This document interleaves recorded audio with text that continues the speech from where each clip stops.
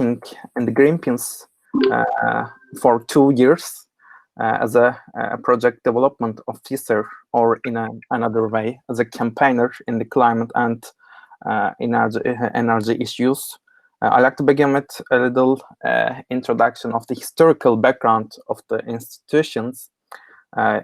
Some of them may you know that a group of people at the beginning of the 70s gather around to idea of the protest, a nuclear test which was conducted by the United States over the northern continent of the America. Well, a couple of concerned citizens, most of them had experience from the peace movement during that time.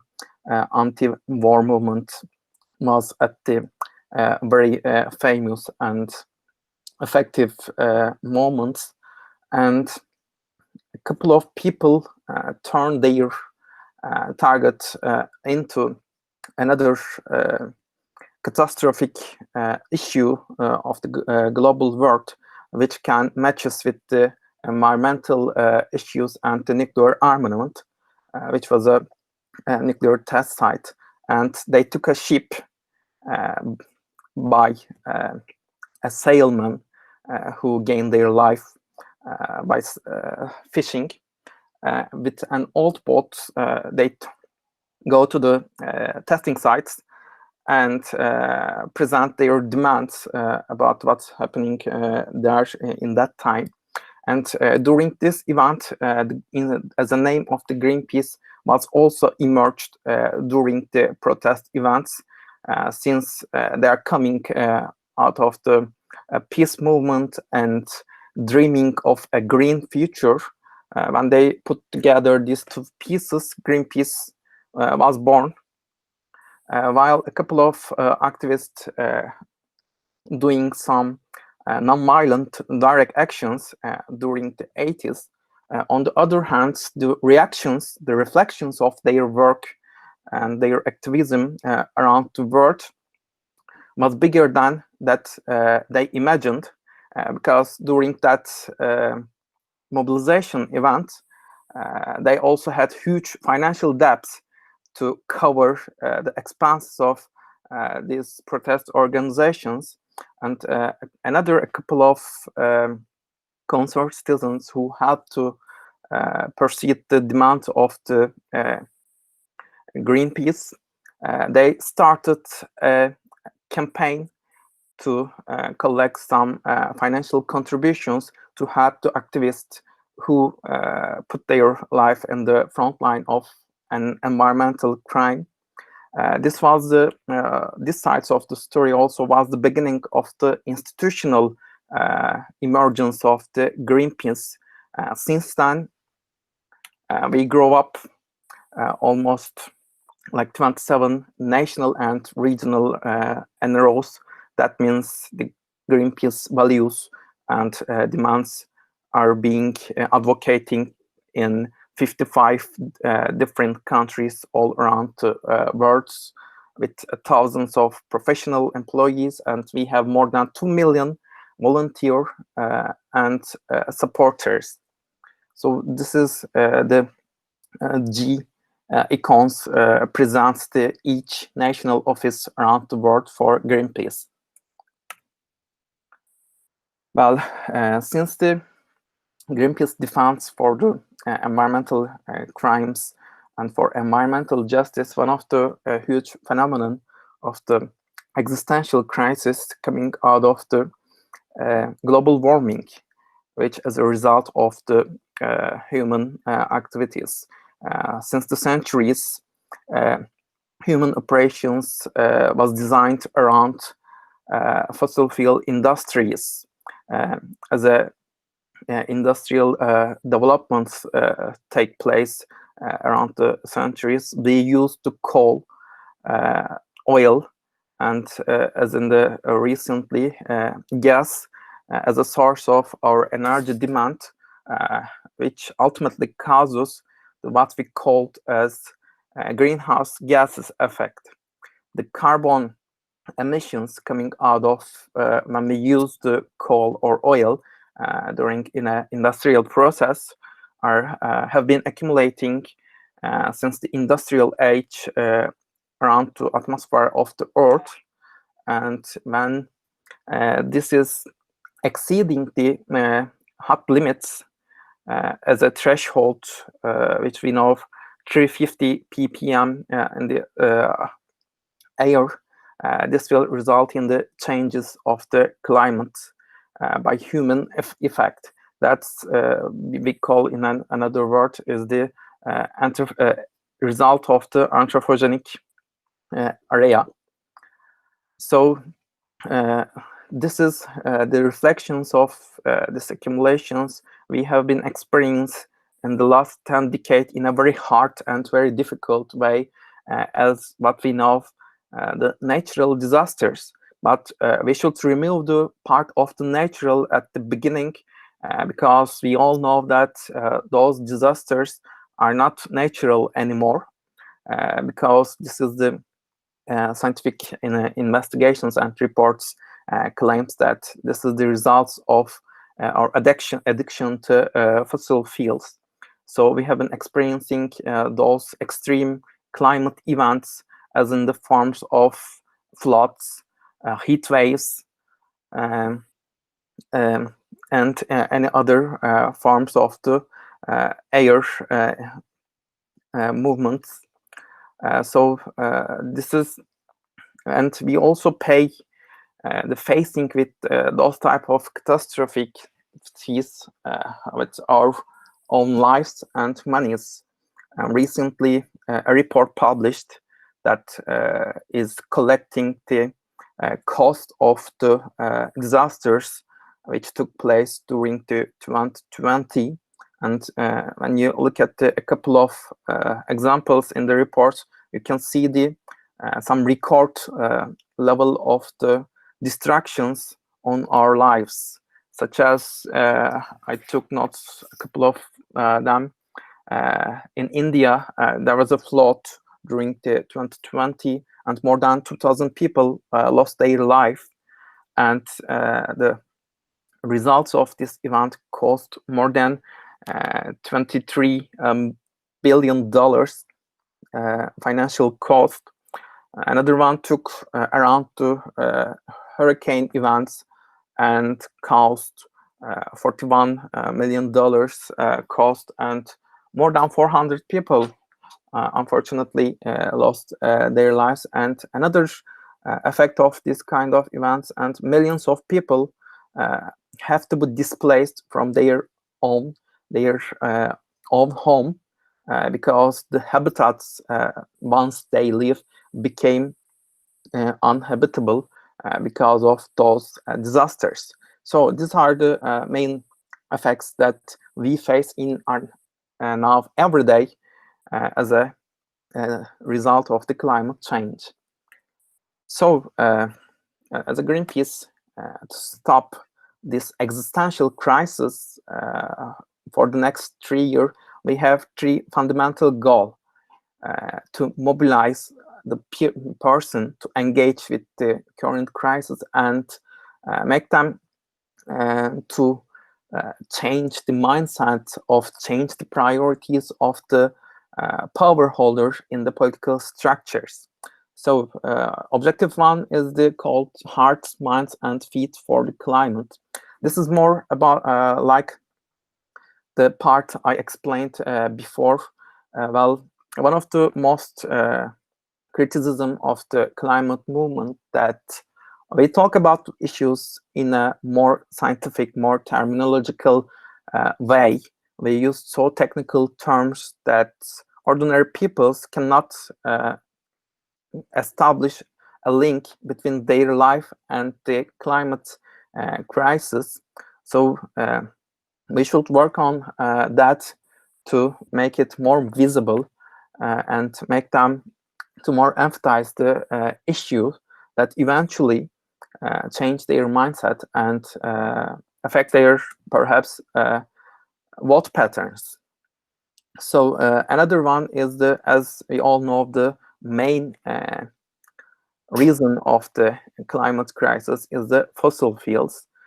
Here is our objective is the break the political and social acceptance of fossil fuels by toxifying them, by putting light on the some disadvantage and negative sides of human health, or and other ways to make them publicly unacceptable.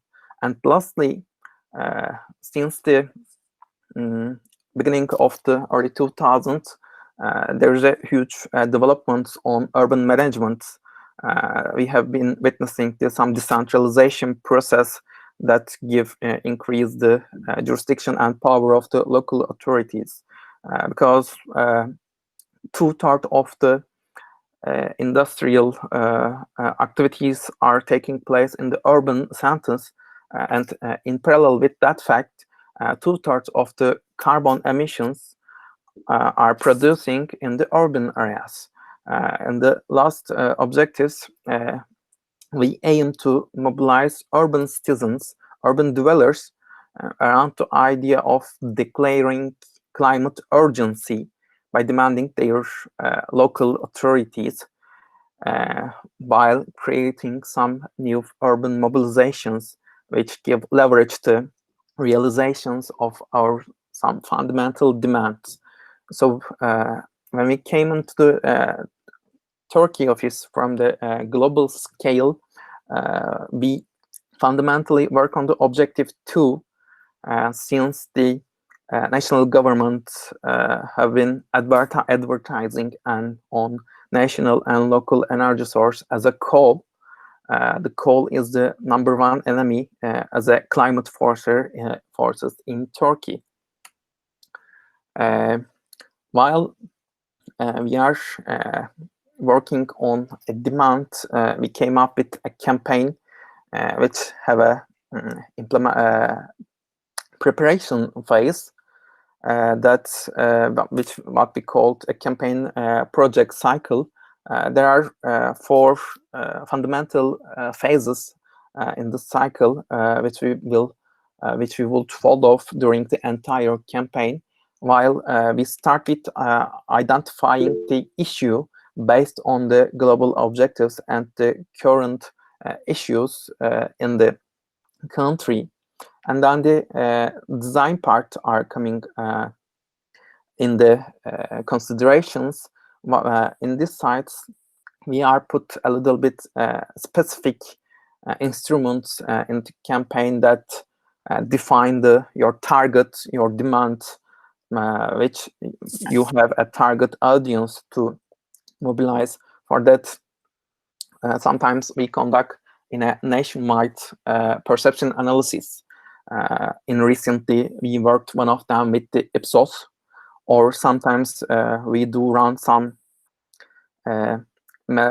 digital message testings to understand in which best available communication ways, which best words would help us to deliver and publicly articulate our demands.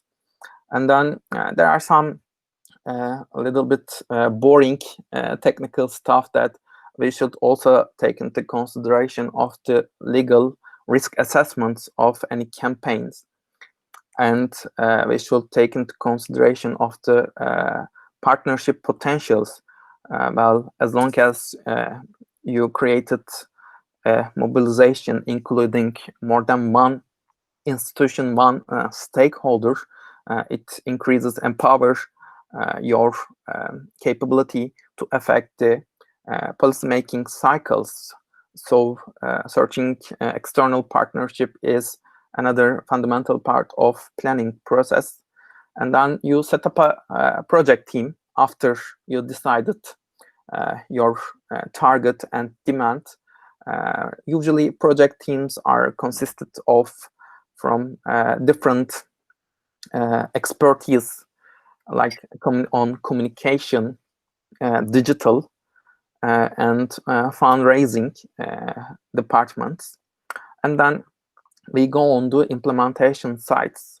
We follow the timelines and milestones defined during the preparation phase, and sometimes there are some punctual events you have to process and adapt your current or main roadmap, such as the effect of the COVID-19.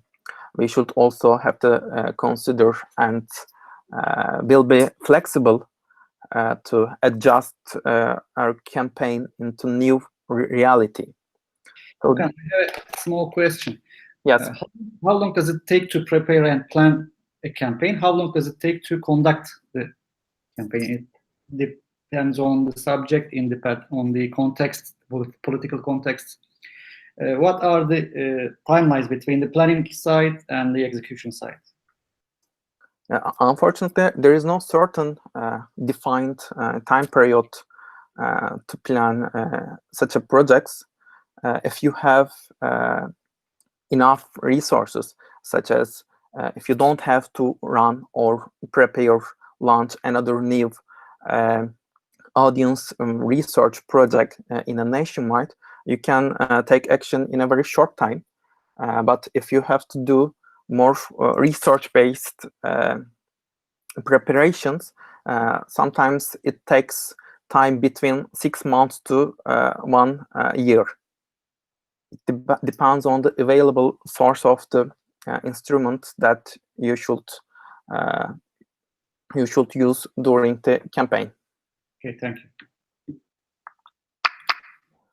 And next slide. After when you see the global targets of the Greenpeace and the global project life cycle in here, you define your own national strategy, which will take place as an energy transition strategy in Turkey. As you can see, the share of the electricity production way in 2019. The overwhelming proportion of the electricity which we use in our houses, in industry, are coming out of, unfortunately, the fossil fuels, especially from the coal burning energy productions. Our strategy aims to change this pie chart into different directions. Like, as you can see, the share of the sun and wind are almost 10%, and we almost produced half of our energy supply from the coal. We like to change these two suppliers in this picture with our strategy. And how we do that, I'll try to explain it in this bubble mindset. There are 3 fundamental structures of this strategy, which aims to target and change the attitude and the political agenda of the power holders. Well, within this site, we have some national scale projects or provincial scale projects. Like we put focus on the cancellation of the new proposal of the coal-fired power plants, like as it take place in Kahramanmaraş or the Trakya, Kırklareli, etc. And we also like to give a start to talk about some green recovery projects and just transition policies, because when we leave those industries, what we call coal-based energy productions, there will be, unfortunately, a negative impact of these political decisions, which will result in that most of the people in this industries will be unemployed. To avoid such a future scenarios, governments has to be obliged to plan transition policies to convert the skills of workers who fundamentally take place their entire work life in the coal industries into something new, which can easily find new job opportunities to keep their life. And on the other hand, there are some ongoing, perhaps you are aware of the discussions about environmental investment requirement of the coal-fired power plants. We like to, as a result of these discussions, at the beginning of 2020, for the first time in the history of Turkey, 5 coal power plants were shut down because they did not meet their environmental investment requirement. We like to keep it in that way. It's another aspects within the political structure. On the other hand, we also should work on the mindset of the people, because no matter most of the perception analysis tells that most of the people in Turkey are concerned about the impacts or effects of the climate change. Unfortunately, when it comes to take action or internalize it into their daily life, there are still huge gap between their thoughts and actions. We have people culture mindset pillar in our strategy to tell people to undermining the social licenses of coal to ensure no more new coal power plants are built, because at the same time central government keep a national and local and national and local energy production policy during the crisis ages.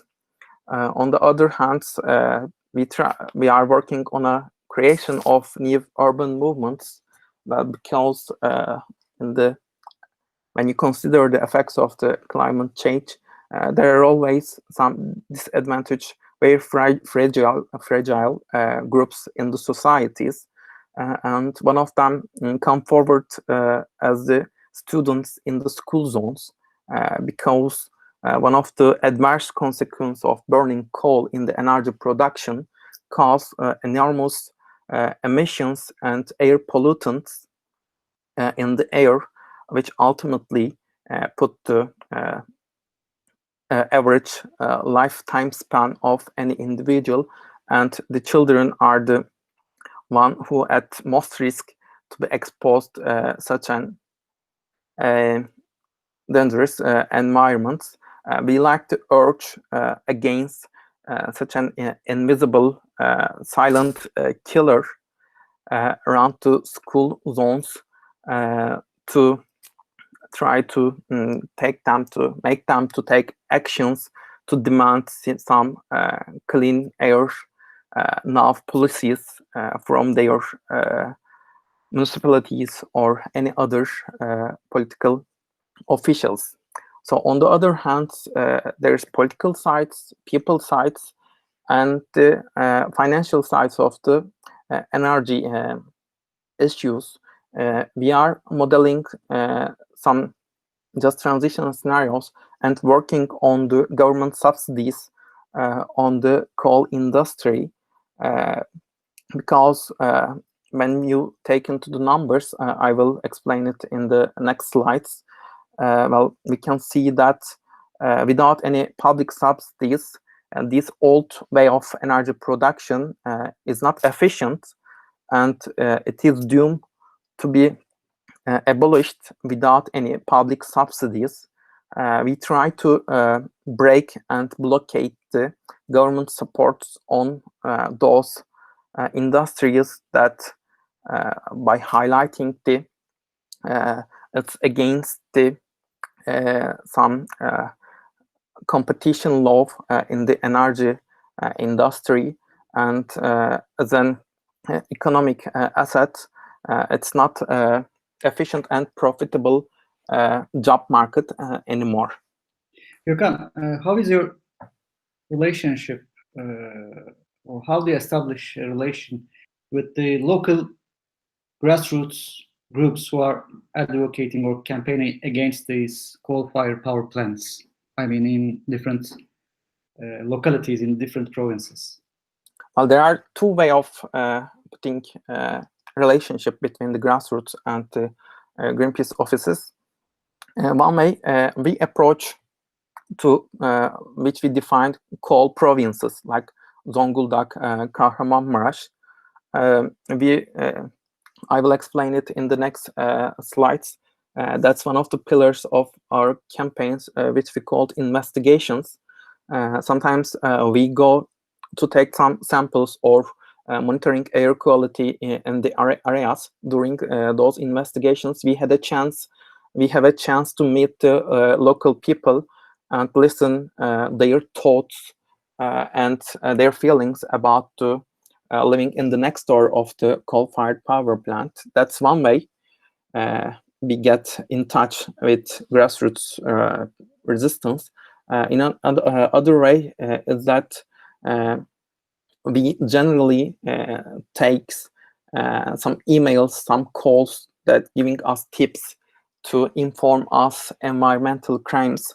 When we go into those tips, we had a chance to meet and get in touch with new people from the local realm.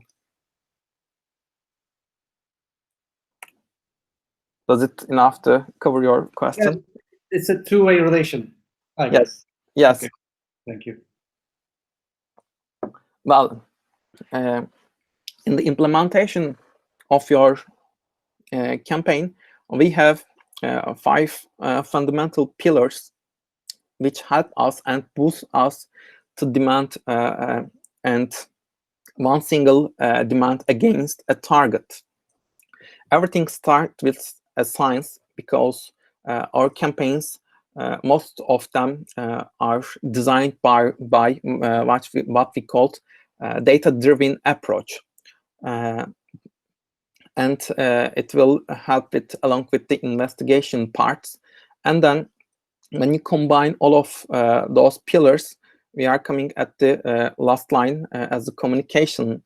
This is one of the main strategy of campaign pillars, to deliver each work and each words which you like to highlight under those items like science, investigation, and lobbying.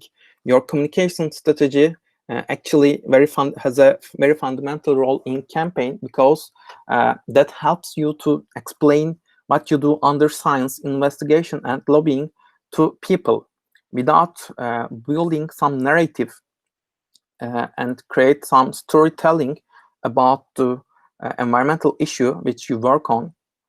If you don't tell that people, and you can't reach those people with your narrative, no matter what you do, it all goes for nothing. So what we do under these pillars, I will try to give example with some solid events from our ongoing campaigns.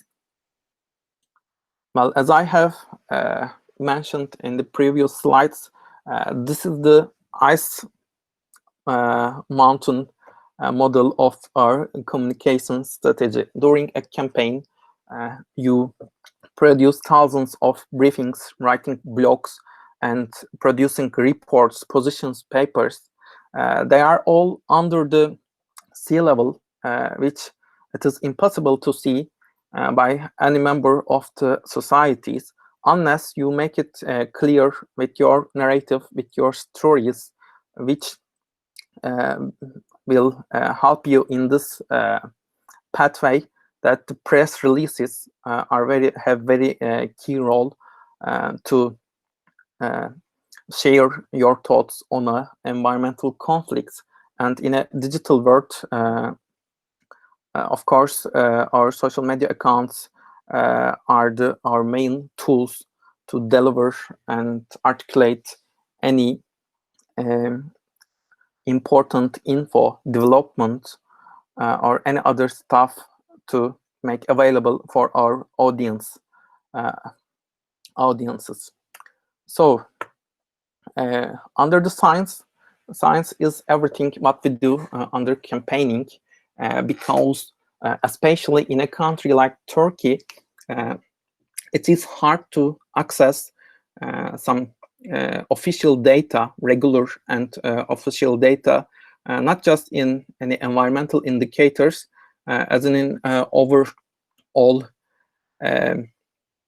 it's an overall general issue, such as in a country, when you go for the clean air pollution campaign, you can't explain or tell the air pollution without the data, because you can't experience the results of air pollution in the short term, and unless you don't live in a area that has the most of the homes are overwhelmingly burning coal to get heat, you can't smell the emissions, that pollutants at the end. So the data is everything for you to draw how dangerous situation we have in the country. Unfortunately, most of the country has insufficient air pollution monitoring capability to get data to understand the level of this invisible silent killer, so that we can create our own tools to create data with collaboration of other stakeholders. Korea is one of them. We are working together in last 2 years and publish a regular global SO2 emission hotspot database. SO2 is an air pollutant when it appears in the air when you burn any coal operations. So in the map, you can see the where the hotspots are emerged in Turkey in terms of SO2 pollution. It's not a coincidence that the concentration of those pollution clouds are getting increased around the regions which is hosting the coal-fired power plants, such as Muğla or the Kahramanmaraş or Sivas, and etc. Well, we are producing this kind of reports that help us to convince the citizens in the country, and also help us to convince power holders to quit coal industry, because as you can see, our readings increase that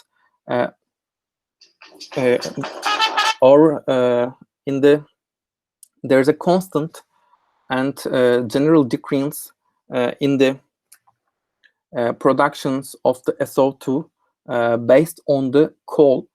And unfortunately, when you look at the readings of Turkey, there is a vice versa situation from the 2015 with a little bit fluctuations. We have witnessed increase of the SO2.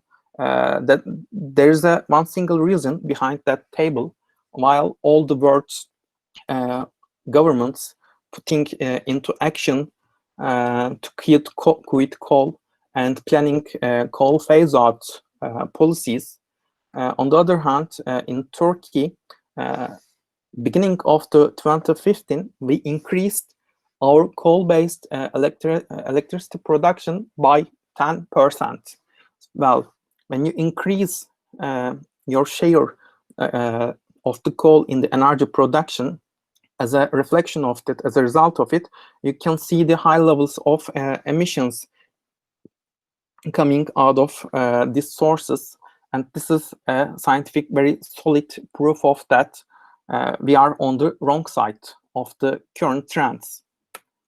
So when you say... Small question. Yes. Did you contact health authorities on that issue, or you work with health authorities or health NGOs in Turkey, in the region, or worldwide? Yeah, I have a example for that in the lobbying section. I will explain it when I come to it.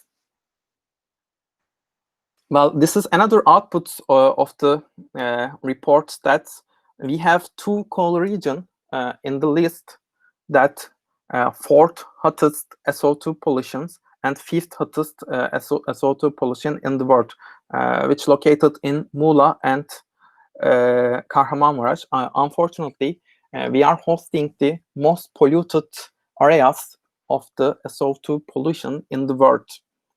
This is also telling something to us that that has a huge effect on human health. On the other hand, SO2 is not just one pollutant. When you burn coal, there is another effect of burning coal is the releasing PM2.5, and we have a trajectory analysis that putting into light that the effects of the coal-fired power plant is not only limited to the areas within the province. There is a term that journey of the pollutants, which explained the high level range of effect of air pollution. Unfortunately, the coal-based energy production is not only poisoning the air in the Kahramanmaraş, it also has effect on our mega cities such as Istanbul or Ankara. This is a great example of that. We work with CREA once again in this project to illustrate in a 1 month how PM2.5 particles are coming out of the chimneys of the coal-fired power plants, and what is the impact zone of those pollutions in the process. Can you see the video? Yes, sure. Well, when it comes to scale into the red, it means it is above the limit values, which is defined by national or global regulations. Unfortunately, we don't have any regulations to regulate PM2.5, but World Health Organizations tells that daily limit value should not be exceeded the 25 micrograms per day. As you can see, all the colors of the red is indicating the concentration of PM2.5 above the 25 micrograms. And as you can see, when you release those pollutants in the Kahramanmaraş, it has effects on Kayseri, Aksaray, Adana, and as you can see also, they have a very long way to arrive towards Ankara and Sivas. That's a picture. Let's say that's like the spread of radiation from Chernobyl in the 80s. Yeah, it has a very similar effect.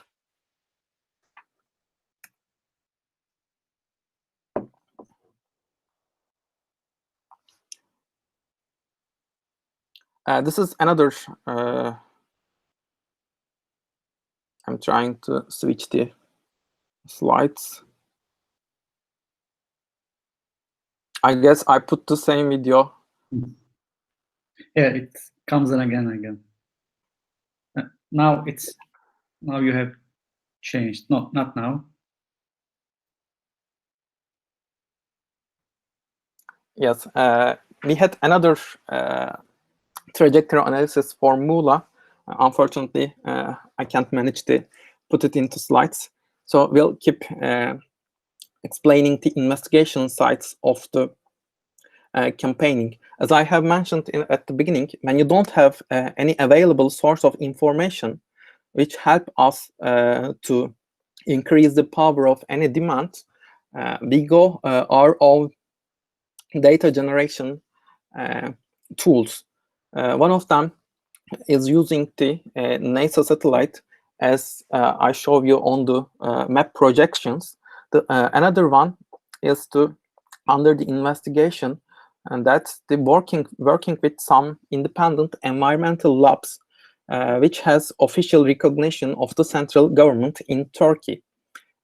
We took to combat against the current Afshin Elbistan coal-fired power plants because it's the part of the ongoing environmental investment discussions in the country. As you know, Kahramanmaraş is one of the power plants was shut down at the beginning of the 2020. Unfortunately, during the year, operators of this power plants claim that they finished their investments in terms of the environmental regulations and attach their filter into their chimney, so we can reclaim our operation license. At the end of this claim, the central government approved this demand from the company and give a temporary license to operate once again. So you had a question about how you encounter. How you get in touch with the local resistance. This is one of the also example of these questions, that after this event took place, a couple of people who live under the in the Kahramanmaraş give a call us that they claim they established their environmental filter, but we don't see any change. There are still black smokings are coming out of their chimney. After we had those complaints, we have those complaints, and they delivered a couple of videos to show that. We decided to run a independent air pollution monitoring project. You can see the red dots in here and in here. By the way, the blue dots are representing the location of the power plants A, Afshin Elbistan A, and power plants B in the province. And these areas in the middle of between two power plants, there are more than 2,000 people are living in their villages. Those areas are the villages has been established for many years ago.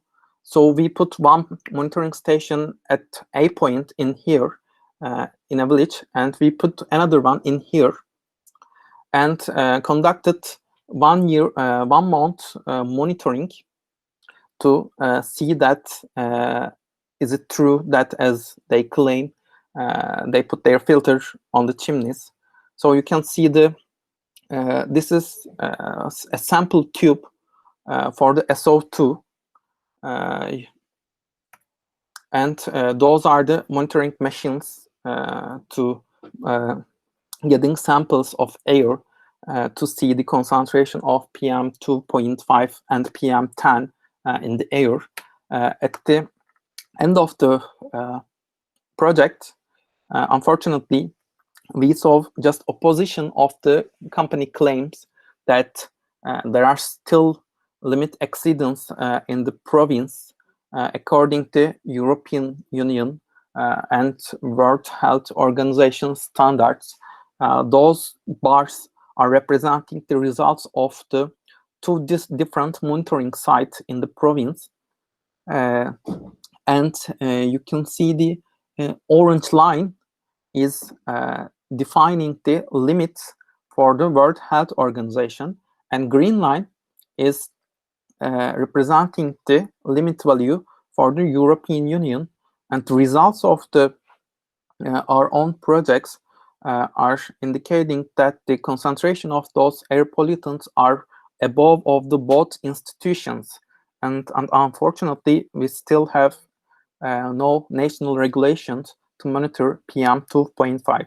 On the right side, you can see the samples of the filter which we use during the monitoring. and took out of from the machines. In here, the number 7 is the filter that we have the lowest level of the air pollution during the 1 month running. And at the middle, number 8 is showing the maximum concentration of the any reading days. This is approximately 106 micrograms, and in a regular day, regulations state this should be under 25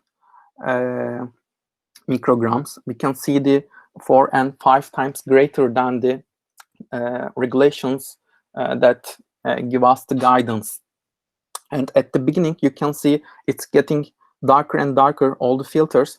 And this is the day is the most close to average level, average concentration of the 30 days of running. It's almost 74.17. It's still above the any limits are defined on the word.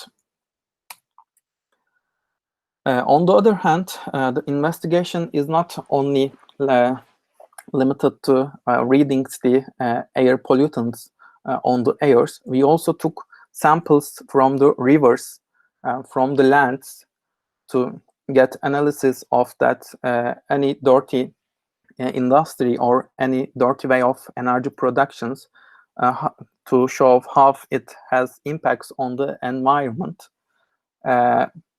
We keep visiting to those sites and establish some workshops to get in touch with local officials and local stakeholders or funding organizations to understand the extent and size of the impact of these types of power plants and how we can produce a challenge against them. This photo is a day that represents we do one of those meetings in a way that we can call it a public hearing during the Trakya campaign, that government has a plan to build 3 power plant, coal-fired power plants in the region, in Tekirdağ, Kırklareli, and I guess the last one is still is in again in the Kırklareli. So another one is the lobbying. When you have completed the data collecting phase and you produced your reports and published your annual reports or issue-based reports, you have sufficient information to negotiate with the power holder. This is the part, the lobbying and law part of our campaigning. And I like to give example of that in the last year, in 2019, there was a national debates on the parliament to give an extension to delay the requirement to fulfill environmental investment for those power plants in the Turkey.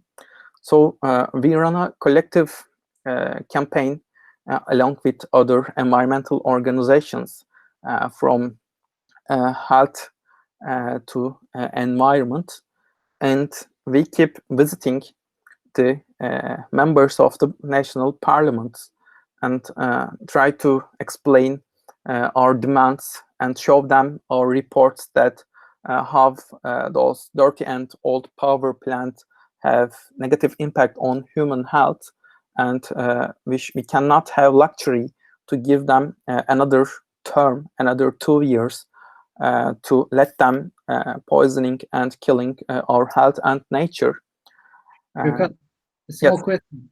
You coined the coal as the silent killer, silent enemy. number one of climate change, or public enemy of climate change.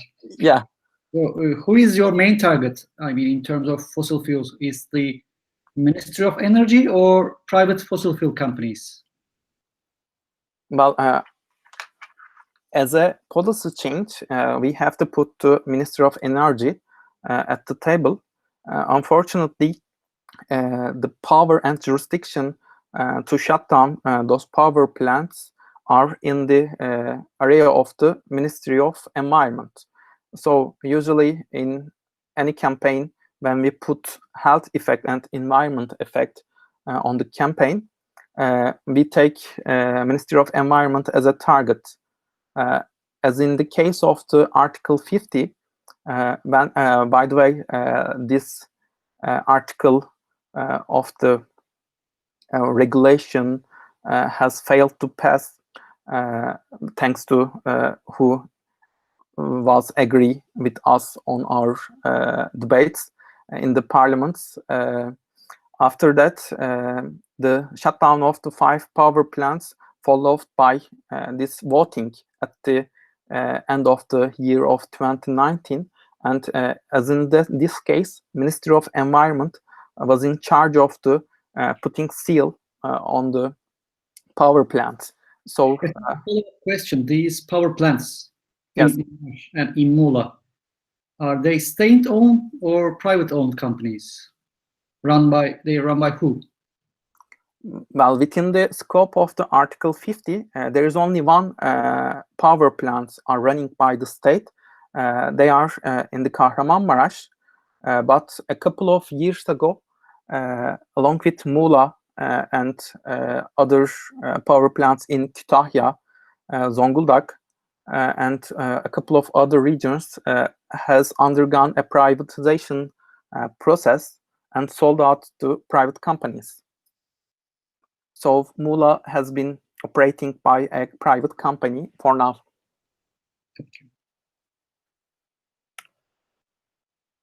Here is another example of lobbying. This is also, you can see the effect of COVID, how it changes our way of lobbying. Usually we took such a stakeholder meetings in the Ankara. Unfortunately, to prevent the spread of the virus, we have to conduct this in an online stakeholder meeting. So we invited a couple of, by the way, let me explain the story of the this meeting. It will all begin when the government announced that they will establish another coal-fired power plant in Eskişehir. And we started a campaign to stop this project. And one of the tools of the campaign to communicate with the officials and the citizens in the province, for the first time in the country, we prepare a health impact assessment report and put into light that if you establish a coal-fired power plant in Eskişehir, approximately the lifespan of this investment will take 35 years, and during the operation of those 35 years, 3,200 people will suffer the effects of this, and we will see premature deaths. That means they will die before they reach average lifetime in their time span. So after we prepared our report, we also enrich our argument that such a report should be a part of the environmental impact assessment reports during such a projects. There is no legal binding regulation that when you consider the environmental effect of these types of investments, you don't have to look at the health impact around the operating sites. So we asked the officials that this should be mandatory and became part of this process, and you should take your decisions according to results of these reports. So as a reports we prepared with independent experts, and the result is that it's impossible to build such an power plant in this area, and we invite officials from the Ministry of Health. A couple of units within the Ministry of Environment were also the participant during the meeting. We try to negotiate and try to understand their approach to project and how react our demands. And we discovered a funny and which also increase our motivation in the challenge that we are on the same page with the members of the Ministry of Health. The participant from the Ministry of Health, head of environmental health unit, said that we strongly support your demand, which was a health impact assessment should be mandatory of the process. Unfortunately, when we take our own meetings with the Ministry of Energy and Ministry of Environment, they are not welcoming such reports to include those type of planning processes. And he complained about the approach of his colleagues into energy industry. Actually, it was a good thing to know that, as you all know, the participation of the NGOs, the stakeholders in any decision-making process are not available. When if it is available, it's not functional in the country. It is good to know that when there is no participant from the NGO, at least there will be someone inside the government. They will support your demands and put some same criticism into the table when you are off the meeting. By the way, another participant from the country representative of the World Health Organization, environmental chamber of the Chamber of the Environmental Engineers, and our own platform, Right to Clean Air platform, established with environmental and health organizations in the meeting. This is another example of lobbying. Another one is the example of how we use law to create a complementary effect on our campaigns. As I have mentioned at the beginning of the bubble mind map, the public subsidies is a very strong role to keep this dirty and old institution alive. We like to break their financial supports, their financial backup by the government by preparing some financial models. We work with in these reports to analyze the public subsidy, which is called capacity mechanism, that give extra bonus money to those power plants to keep their operations. And during the calculations, we realized that this is also giving an other financial burden over the citizens in the country.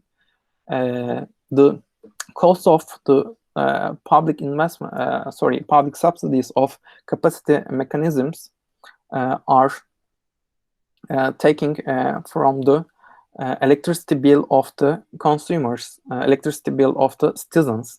If we don't have such a public subsidy in the country, and average electricity bill will be much cheaper, like 2 liras per 1 kilowatt less we would pay if we don't have to give a subsidy under these mechanisms. And another proof that give us the credits on our arguments, we realized during the research that those are really, really old power plants because most of them, especially and the most of the year, they had malfunctions and they are out of order. Even they are not functioning and operating, we keep putting monies those centrals. And under these circumstances, we open a court case against the regulative body of the energy industry. I forget the full names right now. That energy regulation mechanism. Do you remember it? EPDK? Yeah. EPDK. Enerji Piyasaları Denetleme Kurulu. Energy Industry Monitoring Mechanism, roughly translation in English. We took them into the court and we tell that there's a new world order and world priorities that we should give boost to increase the share of the renewable energy in the electricity production. Unfortunately, your public subsidies, such as capacity mechanism, creates a blockade to investments into renewable energy sources, and you are breaching your own principle in the energy regulations, which is the principle of the competitiveness. This is a clear and open violation of the competitiveness that you deliberately and overtly supporting one single energy production way. The court case is ongoing right now. I hope we will have a stay of execution and save the billions of the taxpayers to go to climate forcer and dirty energy sectors. Another way is what we call peaceful direct action, but most of the people know that under the name of protest or demonstration. There are two ways we use these tools during our campaigns. One, if there is an immediate environmental crime, environmental threat ongoing out there, we use the NVDA, non-violent direct action, to stop that those environmental crises before creating any environmental destruction. On the other hand, we also use the NVDA to create some symbolic moments to understand, to explain to demands of the any ongoing projects. In the call campaign, at the beginning of the March 2019, we did a projection job, and after we released our SO2 report and realized that this is one of the most polluted areas in the world, we'll put some projection on the chimneys of Afşin Elbistan power plants that calling that this chimney is poisoning our air. And on the other hand, there is another example of the symbolic direct actions. During the environmental impact assessment meetings of the proposed projects of coal-fired power plant in Tres region, a couple of activists put on mask their face, and they wear those roll-up that try to tell and symbolize the picture of the deaths. If That's we what go die in social movements literature, we call it dying, like sit-in, teaching, dying. It's a dying protest. On the other hand, this is an international example I guess in the social movement literature, we call it theatrical mobilization, theatrical demonstration. The Africa office, they are one of the region in the top 5 SO2 hotspot in the report. The day they released the report, they put the headquarters of the private company who runs the coal-fired power plants in those regions to a couple of hospital beds and try to tell and explain the health impact of those power plants with this mobilized setup hospital action. On the other hand, sometimes we also put some demonstrations on the urban areas, because the source of energy production is not only source of the air pollution or the source of the climate change, because we don't only use in energy production coal, we also use oil and any other forms of the oils like gasoline or diesel in our transportation choices. As you can see in the icon of the right corner, we see the real source of the pollution in the city as the internal combustion engines, our diesel and gasoline cars, and offering as a way of bike to alternative transportation mode to those cars. So we occupied 2 lines of the streets of Bağdat Caddesi, one of the famous and busy streets in the Istanbul, and almost like 200 people ride their bicycle with banners, and they claim we like to have a clean air, and those cars should be out of our streets. This was another example of our peaceful direct action. And at the end of the right, we arrived to Göztepe 60. Yıl Parkı, and we opened a huge banner to give our campaign message to demand clean air now. After we run such a campaigns, Gökhan, let's wrap up. Let's give a brief summary of what's left, sure. and we give some room to questions.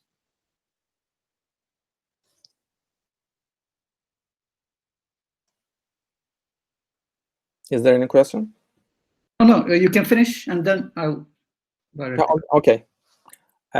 During my time in Greenpeace, within 2 years, I witnessed 2 great, huge success on our campaign. One of them, as I give examples of in the previous slides, in the Trakya region, the government abolished all the coal-fired power plants in this area. And this is the slogans chanting of the campaign, Olmaz Beya. It has a cultural linguistic characteristic of this region. And with help of this, we created our campaign message based on cultural differences in our country. And they said Olmaz Beya, and they won.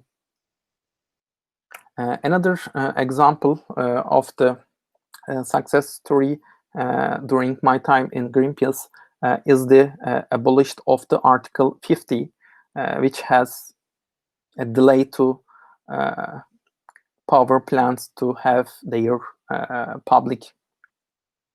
their environmental investments.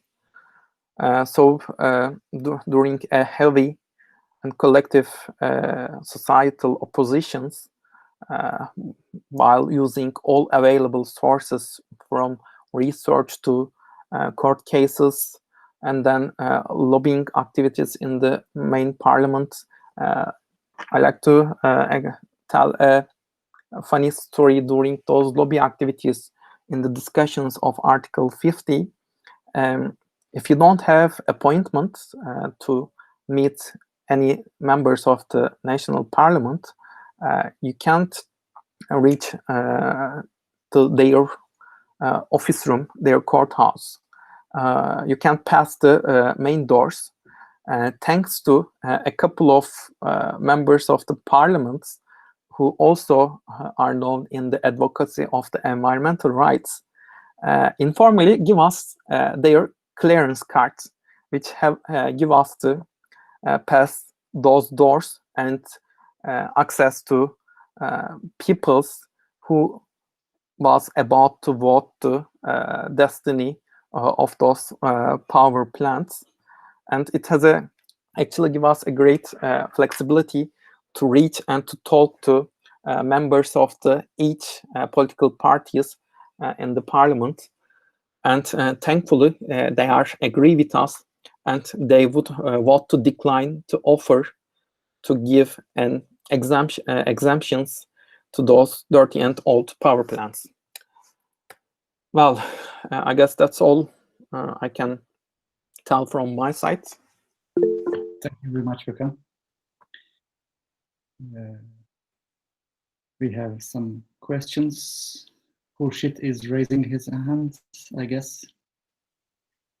May I go, Hurshit?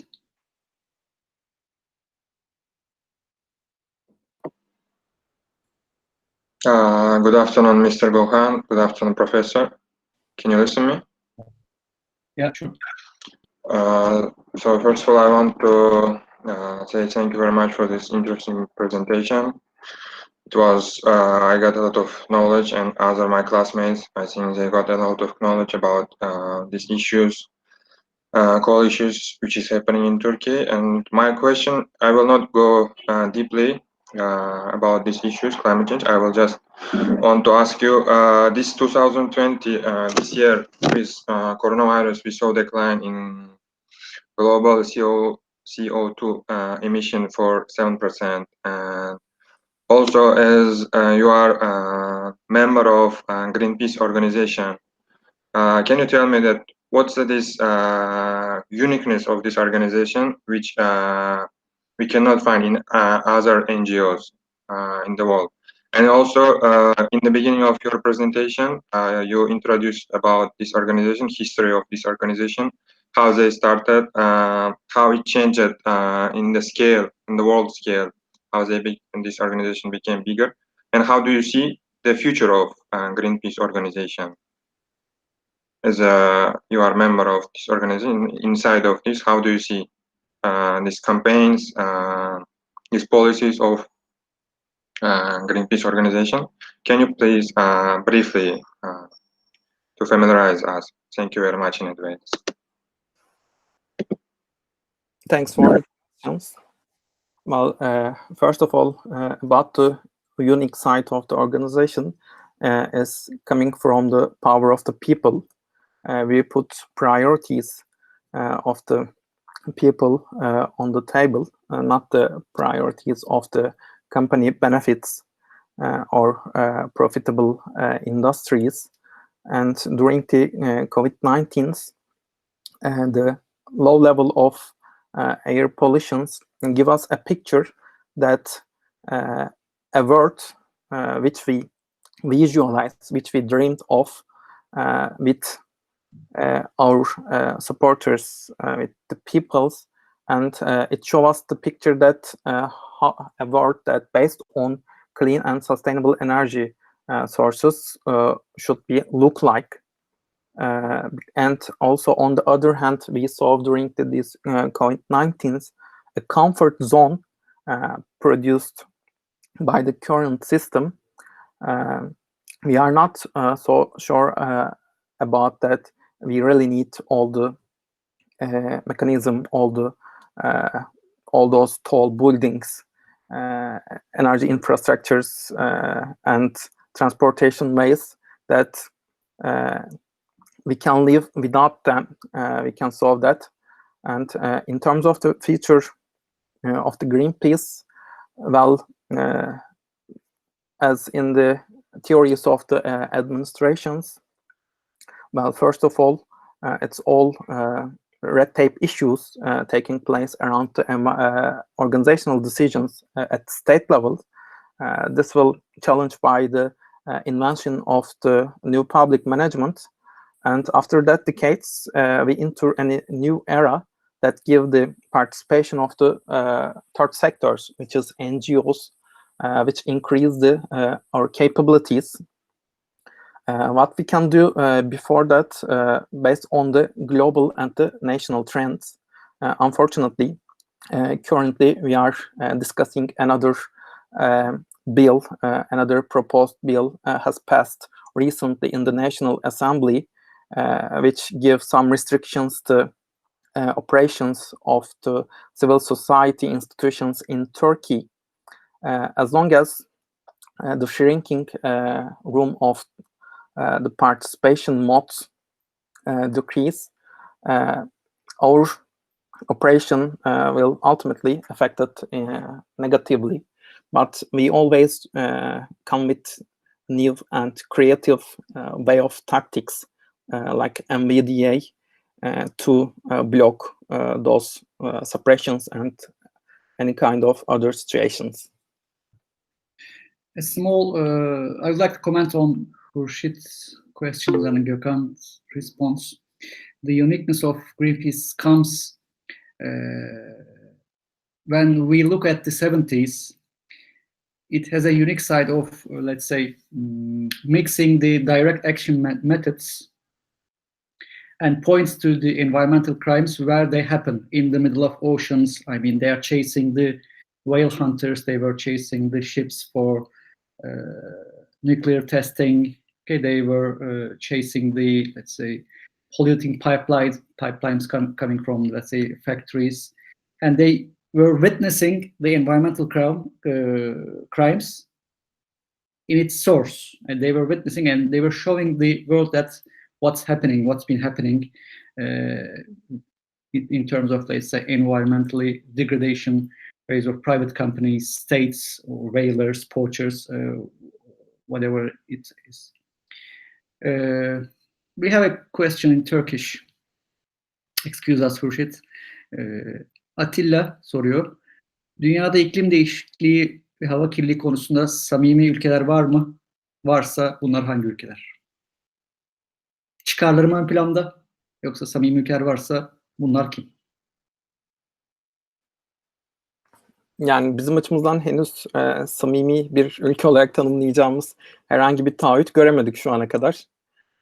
Ama büyük fotoğrafta olmasa da küçük küçük bazı kazanımlar olduğunu görüyoruz. Mesela bugün örnek olarak da verdiğim kükürt dioksit raporunda hava kalitesi regülasyonlarıyla bizim tam aksimize son 5 yıldır dünyada kömüre en fazla yatırım yapan Çin'de emisyonların düşme trendine girdiğini gördük. Ve ilk kez Çin'in geçtiğimiz aylarda 2050 olsa da biraz uzak da olsa bir taahhütte bulunduğunu gördük. Şu anda Paris rejimine göre belirlenen hedefler 2030'a kadar 2010'daki emisyon seviyelerini %30, %40 seviyesinde azaltmamızı ve 2050'ye doğru karbon nötr olmamızı öngörüyor.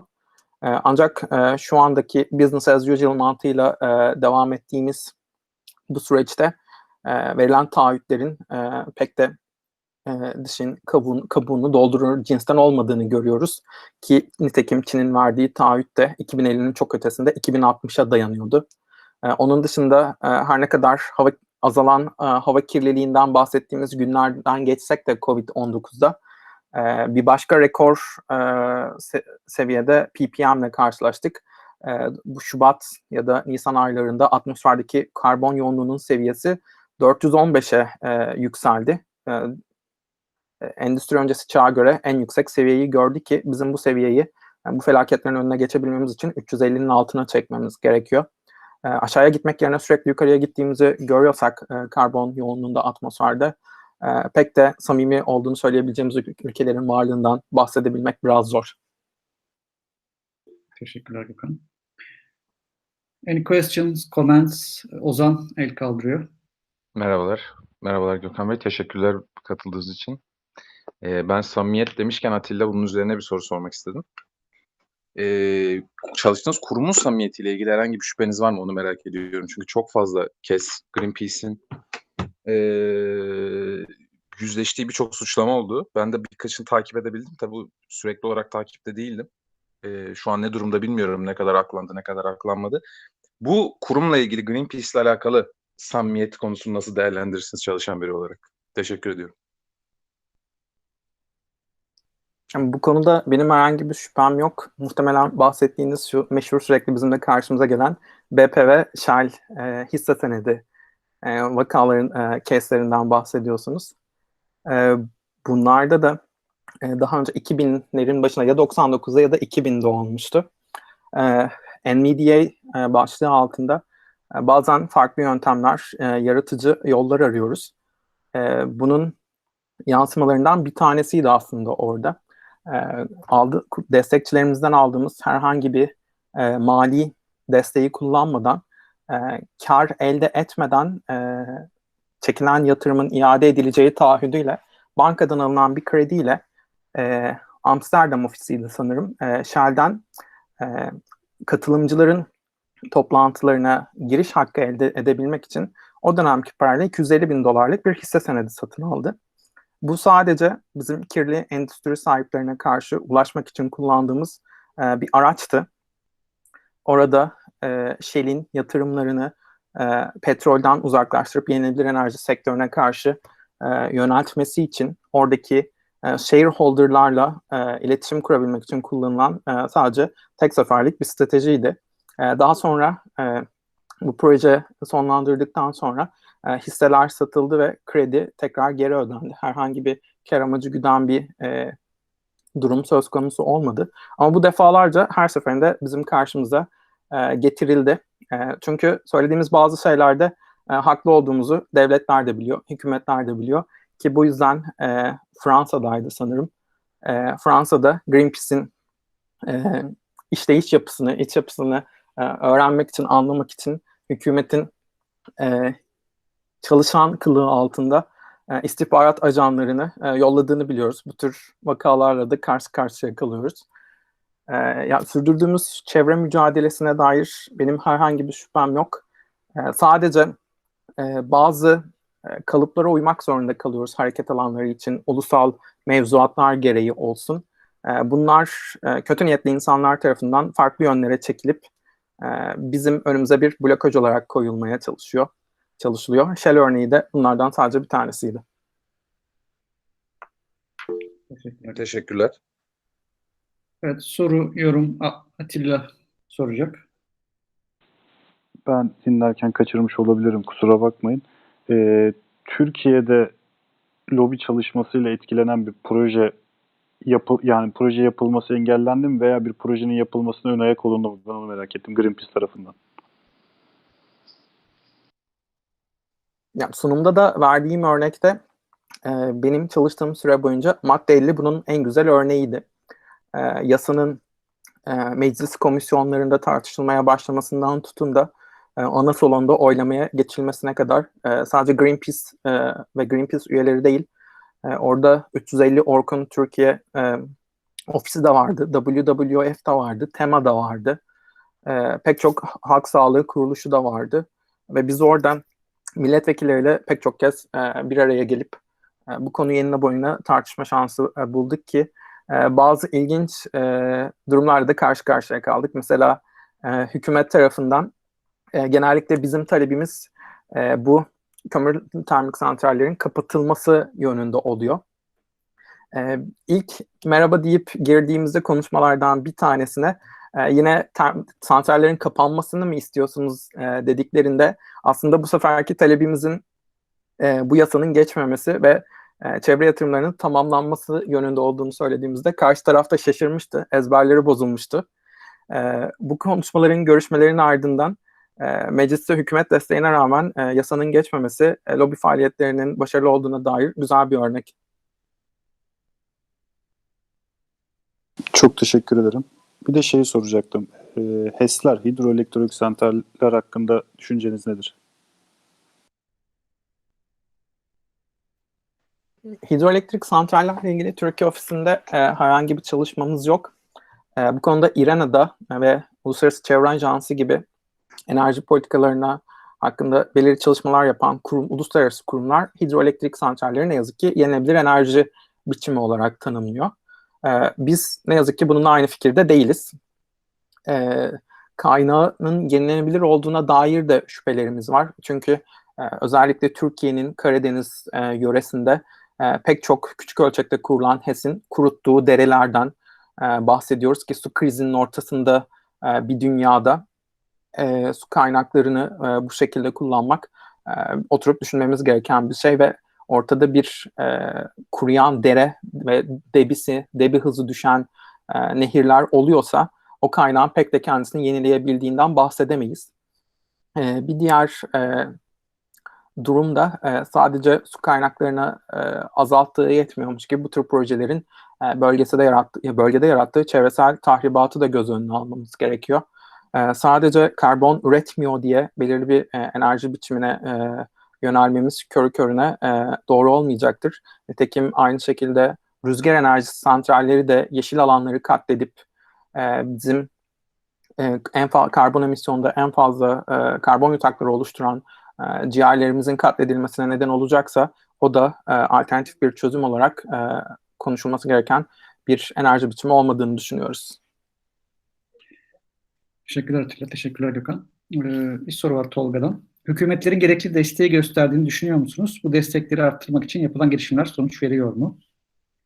Herhalde bu destek çevre korunması için gerekli desteği gösterdiğini düşünüyor musunuz? diye soruyor Tolga. Yani kağıt üstünde güzel atılımlar yok değil desek haksızlık etmiş oluruz. Mesela yerel yönetimlerde iklim krizi birimlerinin kurulması güzel bir gelişme. Ancak bu tür küçük gelişmelerin büyük fotoğrafta ne kadar etkisi olduğuna bakmak gerekiyor. Ben gezegenden yana bir desteğin yanına bahsettiğim gibi sürekli alım garantileriyle verilen desteklerle, kamu sübvansiyonlarıyla sadece kömürün desteklendiğini gördüm. Bu 2 yıllık tecrübem boyunca iklim değişikliğine dair somut ve bu somut adımın herhangi bir sonucunun olduğu bir eylem de denk gelmedi. Veya uzun vadede bunun olacağını gösteren herhangi bir projeksiyon girişimindeki bir projeyi de görmek mümkün olmadı. Bunun aksine yapmamamız gerekenleri yapmaya devam ettik. Büyük ölçekli kamu politikalarıyla İstanbul'un kuzeyini yok etmeye devam ettik ve devam ediyoruz. Su kaynaklarının, su krizinin olduğu 2,2 milyon insanın suya erişiminin tartışıldığı bir dünyada biz yılda 8 milyon metreküp bugün hiç kullanmamamız gereken eski ve kirli bir enerji biçimine ayırıyoruz. Ve bu enerji santrallerinin ayakta kalması için her türlü desteği sağlıyoruz. Sadece insan yaşamına değil, doğaya ve bölgedeki ekolojik dengeye olan etkilerini de göz ardı ediyoruz. Çünkü ısıl enerjiden elektriği üretiyor, kömürü yakıp. Bunu yapabilmesi için aynı zamanda bu proseste soğutma sürecinin de olması gerekiyor ve çok fazla suya ihtiyaç duyuyorlar.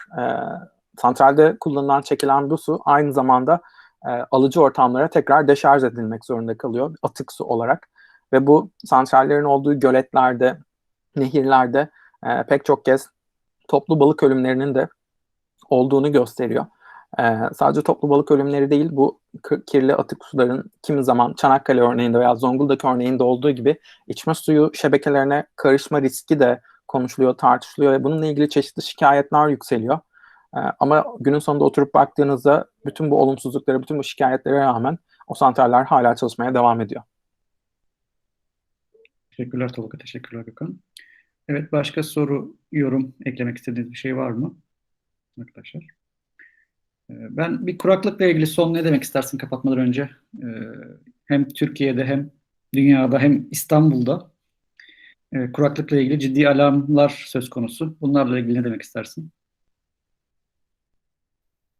Yani her şeyden öncelikle TÜİ'nin bütün su tüketimi konusunda istatistikleri doğru ve bütünlüklü bir şekilde paylaşmasını isterim.